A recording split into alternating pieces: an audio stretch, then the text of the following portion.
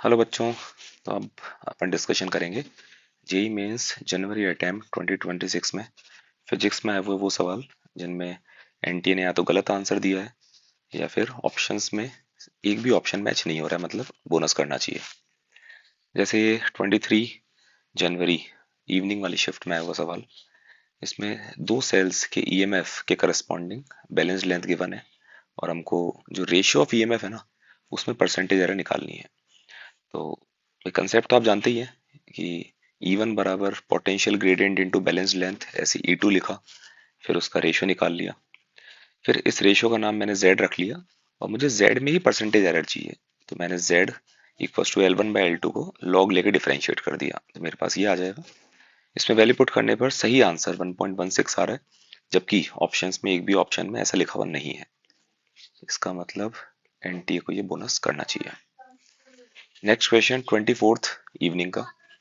इसमें किसी गैस को दी गई हीट गिवन है, टेम्परेचर राइज दिया हुआ है, वॉल्यूम कांस्टेंट है और गैस का मास पूछा है। गलती इनसे ये हो गई कि ठीक है, फर्स्ट लॉ अप्लाई करके अपन नंबर ऑफ मोल्स पता कर लेंगे, और नंबर ऑफ मोल्स को गैस का मास बाय मोलर मास लिखेंगे।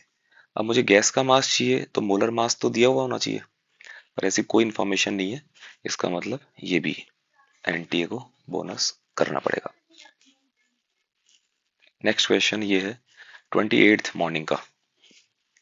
इसमें आपने फॉर्मूला पढ़ा होगा, न्यूक्लियस की रेडियस जो होती है वो प्रोपोर्शनल होती है एटॉमिक मास नंबर की पावर 1/3 के, इस पर बेस्ड है।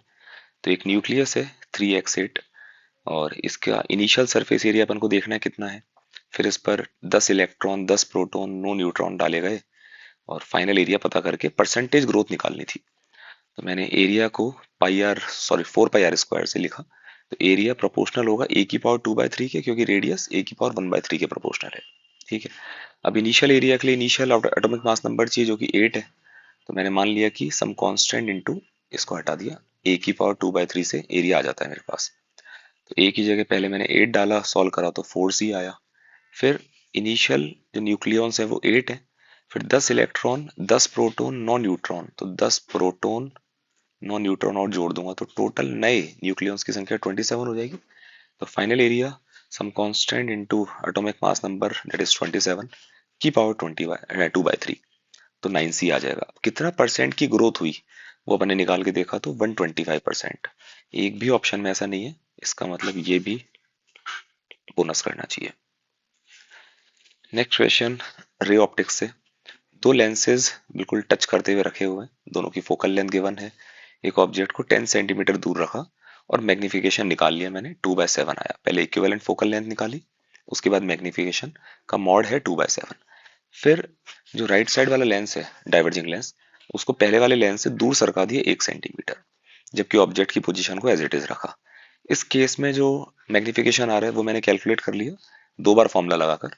फर्स्ट लेंस से मैग्निफिकेशन निकाला, सेकंड लेंस से मैग्निफिकेशन निकाला, दोनों का प्रोडक्ट कर लिया। तो मेरा मैग्निफिकेशन का मॉड आया 4/5। अब इन्होंने रेशियो पूछा है तो आंसर 5/14 आ रहा है, जबकि फिर से ऑप्शंस में ऐसा ऑप्शन नहीं मिलेगा आपको। इसका मतलब ये भी बोनस करना चाहिए। नेक्स्ट क्वेश्चन है डिफ्रैक्शन का।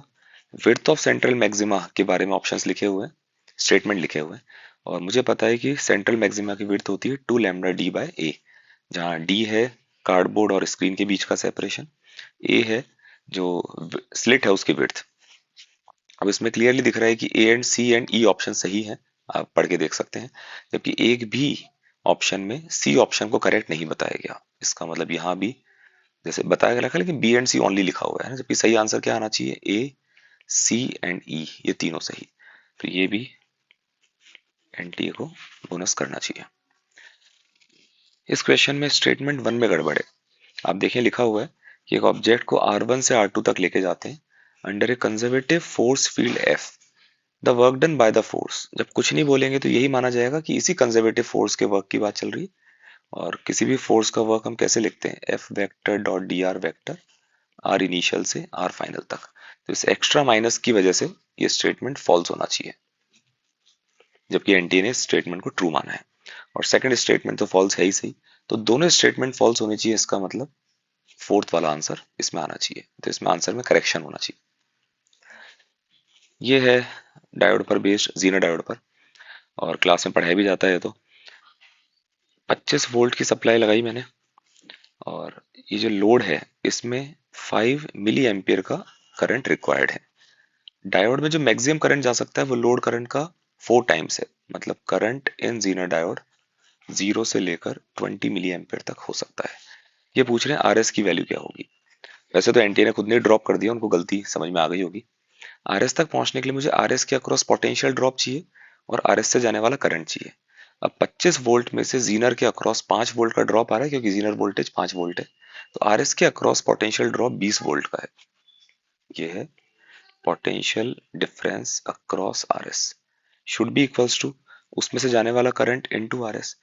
अब अगर जीनर का करंट मैं मैक्सिमम ले लूं 20, तो यहाँ अगर 20 एम्पियर जाएगा, मिली एम्पियर, यहाँ पर जाएगा 5 मिली एम्पियर, तो आरएस से 25 मिली एम्पियर करंट आएगा।